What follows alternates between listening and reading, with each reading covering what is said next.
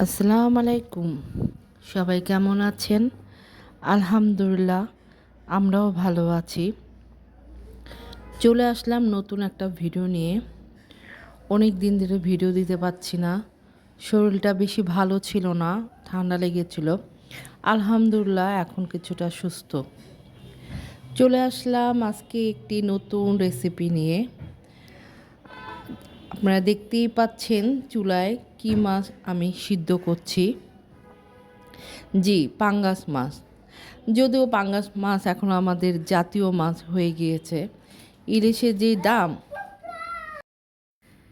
Believe করুন, আজকে যে রেসিপিটা করছি আমিও ভাবতে পারিনি মাশাআল্লাহ এত মজা হবে। আমি পাঙ্গাস মাছ দিয়ে বল তৈরি করেছি এবং আমার বাচ্চারা, ইভেন আমার হাজবেন্ডও এটা খেয়ে বুঝতেই পারেনি এটা পাঙ্গাস মাছ। তো চলুন কথা না বলে শুরু করে দিই। পাঙ্গাস মাছগুলি আমি সিদ্ধ করে নিলাম। এখন নিয়ে নিচ্ছি মশলা। নিয়ে নিলাম লবণ, একটু লাল মরিচের গুঁড়া নিলাম, নিয়ে নিচ্ছি হলুদ। আমি আমার মাছের অনুযায়ী সব মশলা দিচ্ছি। ধনিয়া গুঁড়া নিয়ে নিচ্ছি,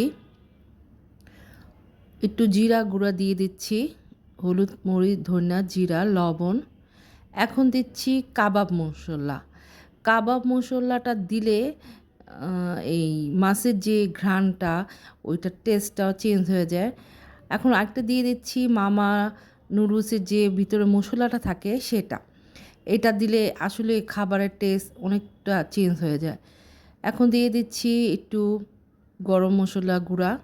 গরম মশলা গুঁড়োটা আমি নিজেই বাসায় করে নিই, তাহলে গরম মশলা গুঁড়োটা অনেক স্ট্রং ফ্লেভার আসে একটা।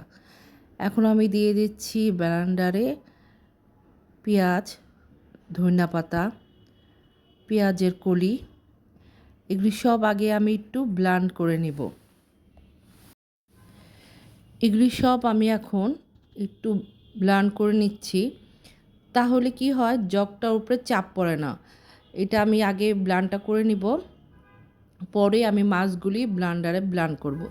তো একটু পানি দিয়ে নিলাম, তাহলে একটু ইজি হবে এটা মিহি হতে। এই দেখুন, এটা মিহি হয়ে যাচ্ছে। আপনাদের যদি মাছ কম হয় তাহলে মাছের সাথে এগুলো একসাথে দিতে পারেন। আমি এখন মাছগুলি বেছে আমি পেঁয়াজের মধ্যে দিয়ে দিচ্ছি। অল্প অল্প করে দিচ্ছি, অল্প অল্প করে দিলে এটা সুন্দর মতো ব্লেন্ড হয়ে যাবে। বেশি দিলে এটা আসলে জগটা ঠিক মতন ঘুরে না, ব্লেডগুলি জগের। তো ওই যে একটু পানি দিয়ে নিলাম। এখন আমার জিনিসটা সুন্দর মিহিন হয়ে গেছে।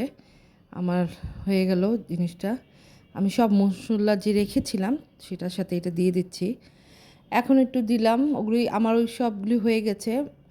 আমি অফ স্ক্রিনে মাছগুলি করে নিয়েছিলাম, ব্লেন্ড করে নিয়েছিলাম। এখন সবগুলি দিয়ে একটু কর্নফ্লাওয়ার দিলাম। আর মশলাগুলো কী কী দিয়েছি তা তো দেখেছেনই। আর কর্নফ্লাওয়ার দিলাম। কর্নফ্লাওয়ারটা বুঝে দিতে হবে, জিনিসটা যেন পাতলা না থাকে আবার একদম শক্ত হয়ে না যায়, একটা বল করার জন্য। এই তো আমার জিনিসটা হয়ে গেছে। এখানে পুরা মাছ।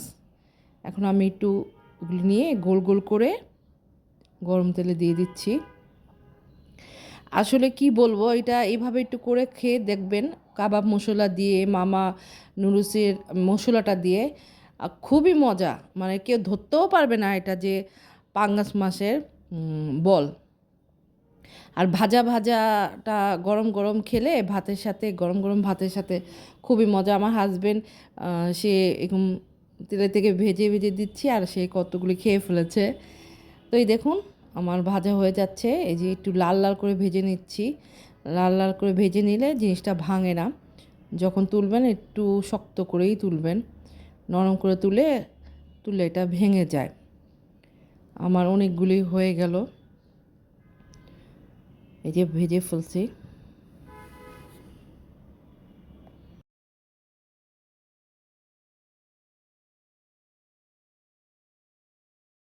যদিও এটা মাছের তরকারি, কিন্তু আমি এই তরকারিটা রান্না করেছি আহ, গরুর মাংসর মশলা দিয়ে। যেমন গরুর মাংসর কালা ভুনার মশলাটা দিয়ে আমি এটা রান্না করেছি। এই জন্য এটা আসলে মাছের কোনো টেস্ট ছিল না, এটা পুরোপুরি মাংসর একটা টেস্ট ছিল, যার জন্য বাচ্চারাও ধরতে পারে নাই, বাচ্চার বাবাও ধরতে পারেনি। তো ওই দেখুন আমি মশলা দিয়ে কষিয়ে ফেলেছি। যাই হোক, যদি এটা ভালো লাগে ভিডিওটা একটা লাইক দিবেন, পাশে থাকবেন, যদি ভুল টুটি হয় ক্ষমা করে দিবেন। দেখুন তো কেমন হয়েছে। আজকের মতো চলে যাচ্ছে এখানে, ভালো থাকবেন, আসসালামু আলাইকুম।